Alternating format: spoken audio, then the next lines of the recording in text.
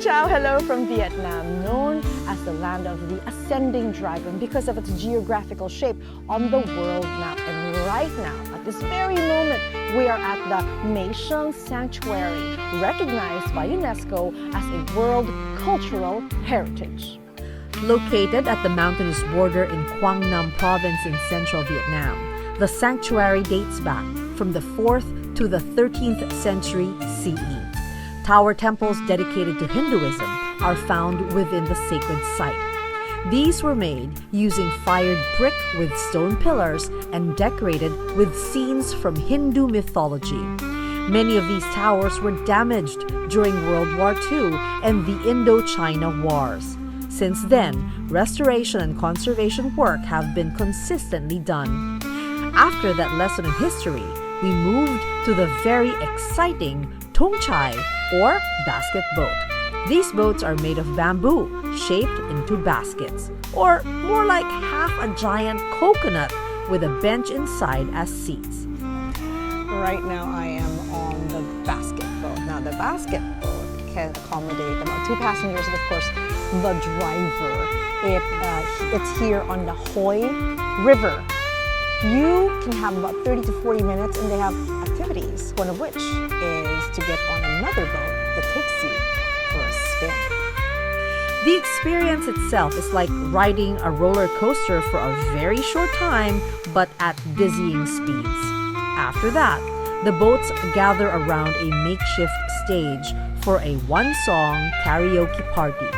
Then, a minor stop to catch crabs on the side of the river.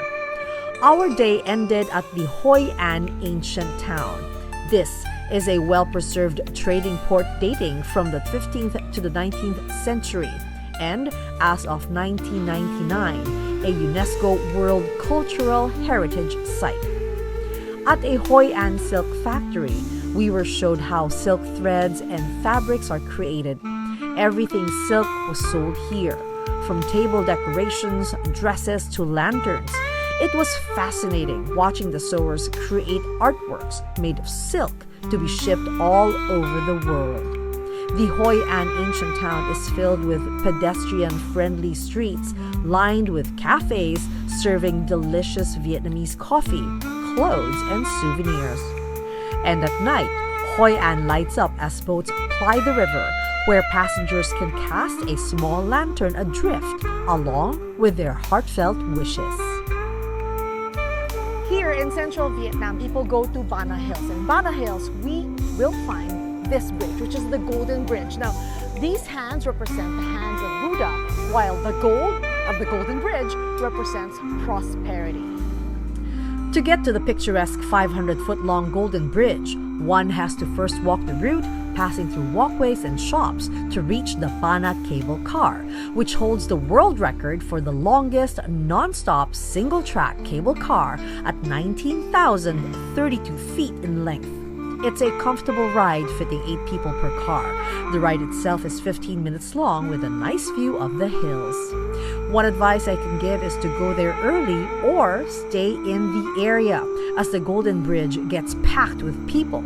Another is, if you want to take great photos, watch out for the clouds because in a snap, the blue skies disappear and fog sets in. Be alert and snap away. Between the Golden Bridge and the cable car is the French Village and the Bana Hills Fantasy Park. The park is recognized as the largest indoor amusement park in the country. The next morning, we made a picture stop at the Hai Van Pass.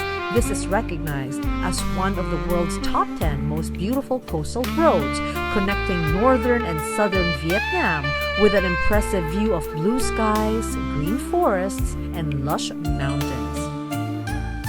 The Imperial City of Hue is one of Vietnam's 7 UNESCO World Heritage Sites. It was a walled fortress and palace that housed the imperial family during the Nguyen dynasty. After the monarchy ended in 1945, the imperial city suffered heavy damage and neglect. The site has now been under restoration for several years. The imperial city of Hue has 2 main parts: the citadel, which served to protect the palaces within, and the Forbidden City, which was the home of the royal family. The city is massive, with a circumference of 10 kilometers. We had to ride golf carts to be able to navigate the place. Personally, I appreciated the beauty of Vietnamese history within the walls of the remaining buildings and the furniture within. A few blocks away is the Tien Mu Temple on the banks of the Perfume River. This 7-story pagoda is considered as the unofficial symbol of the city of Hue. To end the day, we went on a relaxing dragon boat river cruise on the Perfume River that showed us the changing colors of the charming city of Hue at night. Our last morning began with a visit to the Tu Duc Mausoleum, named so as it was built for Emperor Tu Duc, who had the longest reign of any monarch in the Nguyen dynasty. Interestingly enough, the king was not interred here, and instead was buried in a secret location, and the 200 laborers who buried the king were all beheaded after they returned home to keep the secret. The tomb was built on a vast 12-hectare land that is surrounded by nature. Inside, there are temples, tombs, a theater, and a lake where visitors can sit, relax, and feed fish. A few steps away is the Tuy Hoan incense-making village. On both sides of the Duan Nu Hai Road are incense shops that have arranged walls filled with colorful incense sticks to attract visitors. These backdrops are perfect for photos. I also got to experience making an incense stick myself with the guidance of a local artisan as part of the full incense-making village experience.